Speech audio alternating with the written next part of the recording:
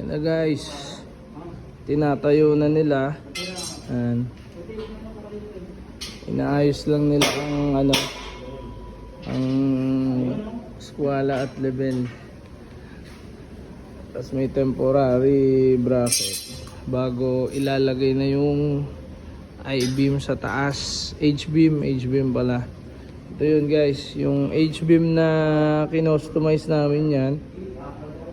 Yan, ilalagay yan doon sa taas. Yan. Yan dyan sa taas.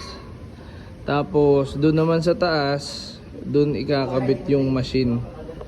Yan. Tapos pag nakabit na siya, wiring yan, finishing paint epoxy, saka yung finishing paint niya na pambakal. Tapos wiring ng nung tatakbuhin nung wire.